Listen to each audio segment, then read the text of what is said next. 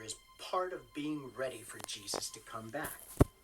Jesus answered, Most of what Jesus taught us about the future and his second coming can be found in his extended answer to the disciples' specific questions on the Mount of Olives. But see to it that you're not alarmed. Jesus made other references to his second coming as well. For example, there's the Last Supper, the event on which the Christian church largely bases its communion services. Note the reference to the kingdom to come.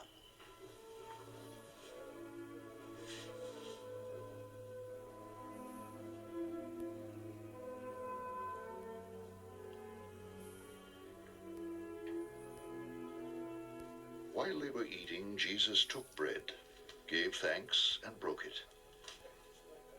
and gave it to his disciples, saying, Take and eat. This is my body.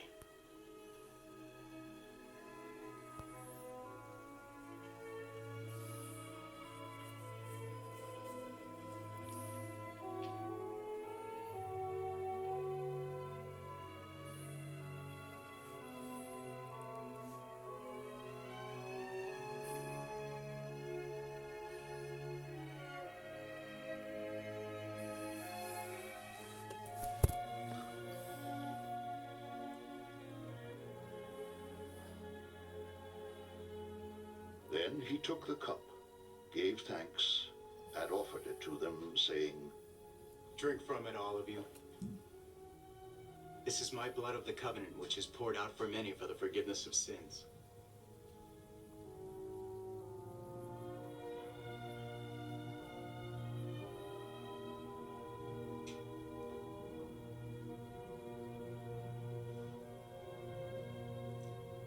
I tell you, I will not drink of this fruit of the vine from now on until that day when I drink it anew with you in my Father's kingdom. And here's another example from Jesus' trial shortly before he was crucified. The chief priests and the whole Sanhedrin were looking for false evidence against Jesus, so that they could put him to death. But they did not find any, though many false witnesses came forward. Finally, two came forward and declared, And this fellow said, I am able to destroy the temple of God and rebuild it in 3 days. Then the high priest stood up and said to Jesus, Are you not going to answer? What is this testimony that these men are bringing against you? But Jesus remained silent. The high priest said to him, I charge you under oath by the living God. Tell us if you are the Christ, the Son of God. Yes, it is as you say. Jesus replied, But I say to all of you, in the future you will see the Son of Man sitting at the right hand of the Mighty One and coming on the clouds of heaven. Then the high priest tore his clothes and said, He has spoken blasphemy. So what is the significance of the end of the world to you and me as individuals? Whether the world ends in our lifetime or not, we all have significant fears for our own lives and ultimately for death, as well as the death of those we love. The Bible overall, and specifically the story of Jesus, assure us that death is not all there is to life. We've already seen in this series how Jesus confronted suffering and death. In this moment, he proved to us that he has power over death. and she got up. By conquering death, Jesus shows us that he is all-powerful and that there is great hope for you and me beyond the grave.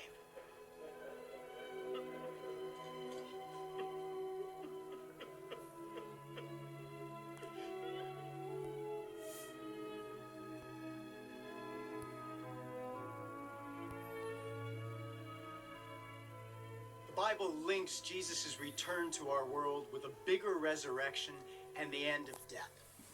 As such, the story of Jesus' resurrection provides you and me with a powerful answer to all of our fears for the future. After the Sabbath, at dawn on the first day of the week, Mary Magdalene and the other Mary went to look at the tomb.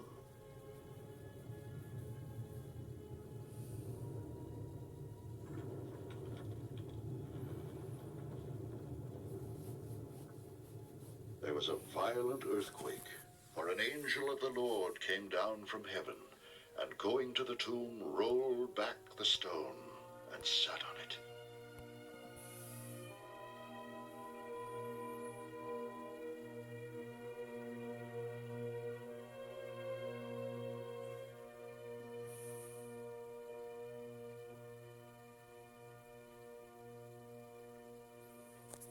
His appearance was like lightning, and his clothes were white as snow. The guards were so afraid of him, they shook and became like dead men. The angel said to the women, "Do not be afraid, for I know that you are looking for Jesus, who was crucified. He is not here. He has risen, just as he said. Come and see the place where he lay. Then go quickly and tell his disciples, he has risen from the dead and is going ahead of you into Galilee. There you will see him. Now I have told you." So the women hurried away from the tomb, afraid, yet filled with joy, and ran to tell his disciples. Suddenly, Jesus met them. Greetings. He said,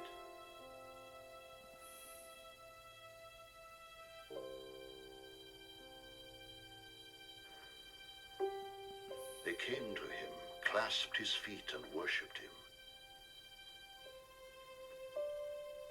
Then Jesus said to them, Do not be afraid.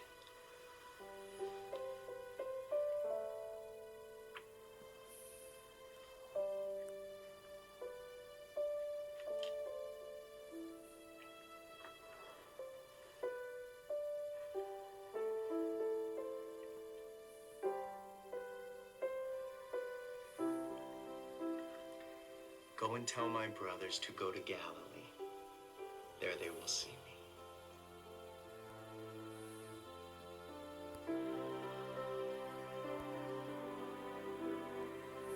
Jesus' teaching about the end and his second coming are a great source of hope for us today.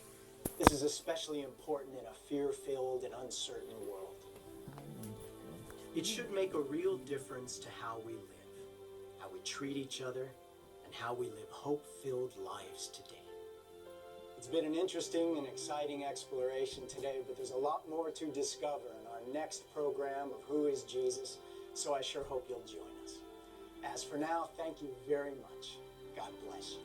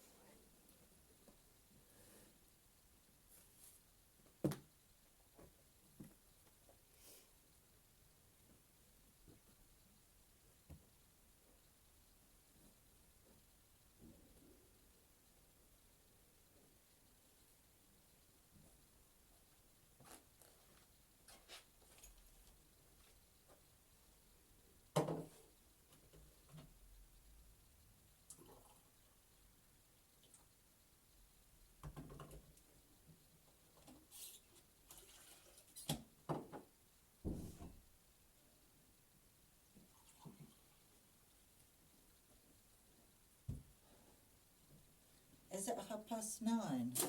Yeah. Oh, it's getting along then, isn't it?